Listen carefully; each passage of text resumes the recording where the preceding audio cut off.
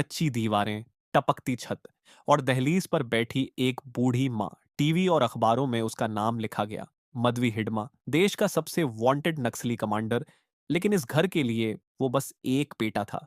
कहानी शुरू होती है बस्तर के एक छोटे से गांव पुरवर्ती से।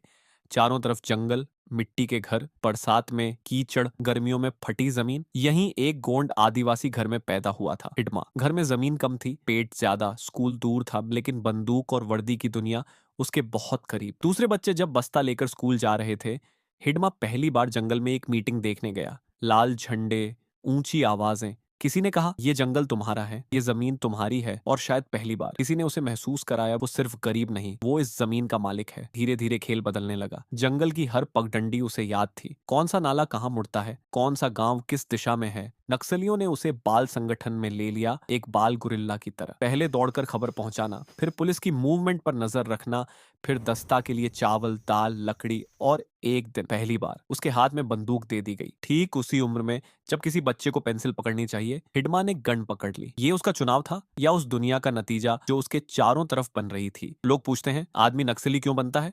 टीवी पर जवाब मिलता है, वो आतंकवादी है। लेकिन जंगल कुछ और कहता है। वहां बात होती है जमीन की, उन कागजों की जिन पर किसी ने अंग्रेजी में साइन करके आदिवासियों की जमीन खदानों को दे दी। बात होती है जंगल की, जिस पर अचानक बैन लगा दी जाती है। ये अब प्रोजेक्ट एरिया है। बात होती है उस बेइज्जती की, जब कोई वर्दी वाला किसी आदिवासी को धकियाकर हटा देता है, जैसे वो इंसान ही ना हो। जब कोर्ट जाने के पैसे ना हो, शहर की भाषा ना आती हो और बात सुनने वाला कोई ना हो, तब जो पहला आदमी तुम्हारी भाषा में तुम्हारी मिट्टी पर बैठकर कहता है, तू अकेला नहीं है, हम हैं तेरे साथ, अक्सर वही नेता बन जाता है। और वही एक दिन तुम्हें जंगल ले जाता है बंदूक के साथ। साल बीतते गए।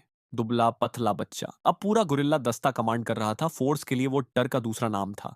ये हमला हिडमा ने प्लान किया होगा। ये एरिया हिडमा का है, एक नाम जो हर वायरलेस पर गूंजता था। कहा जाता है कई बड़े घातों में उसकी प्लानिंग थी। सैकड़ों जवानों को घेरना, वायरलेस काटना, भागने का रास्ता पहले से तैयार रखना। अखबारों के लिए वो रूथलेस था, अपने साथियों के लिए वो लीडर जो आगे चलकर गोली खाता था। धीरे धीरे हिडमा इंसान से ज्यादा एक मिथक बन गया। कोई कहता उसे गोली नहीं लगती, कोई कहता असली हिडमा कई लोग हैं, नाम बस एक है। सच और अफवाह, इंसान और कहानी, इनके बीच की लाइन धुंधली हो गई। लेकिन एक सवाल फिर भी बचा, क्या उसने ये रास्ता खुद चुना या उसे धकेला गया? भूख ने, जमीन के कागजों ने, बचपन की यादों ने, सबने धकेला। और एक दिन उसके अपने लोग भी जंगल में थे और घर अकेला। वो राज्य का नंबर 1 टारगेट था, करोड़ों का इनाम, स्पेशल फोर्स, ड्रोन ऑपरेशंस। इधर उसकी माँ के पास ना ड्रोन ना इनाम, बस एक ख्वाहिश, मेरा बेटा घर लौट आए। एक दिन कैमरे उसके घर पहुंचे।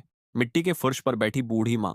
पूछा गया, क्या आप हिडमा की माँ हैं? वो धीरे से बोली, बेटा घर लौटा, हथियार छोड़ दे, खेत में काम कर, यहीं हमारे बीच रह। एक दिन मंत्री, अफसर, पुलिस भी आए। माँ से कहा, उसे हिंसा छोड़ने को कहिए। लेकिन माँ की एक ही चिंता, बस वो जिंदा लौट आए, चाहे मजदूर बनकर ही सही। लेकिन जंगल अपनी स्क्रिप्ट पर चल रहा था। नवंबर 2025, आंध्र छत्तीसगढ़ सीमा, घना जंगल, भारी ऑपरेशन, गोलियां, धुआं, चिल्लाहट। और कई घंटे बाद हिडमा डाउन। कागजों ने लिखा, देश के सबसे वांटेड नक्सली कमांडर का खात्मा। टीवी पर बहसें, जीत किसकी, सरकार की, सिस्टम की या फोर्स की? लेकिन गांव में माँ ने बस पूछा, मेरे बेटे का शव घर आ जाएगा ना? एक बार उसका चेहरा देख लूं?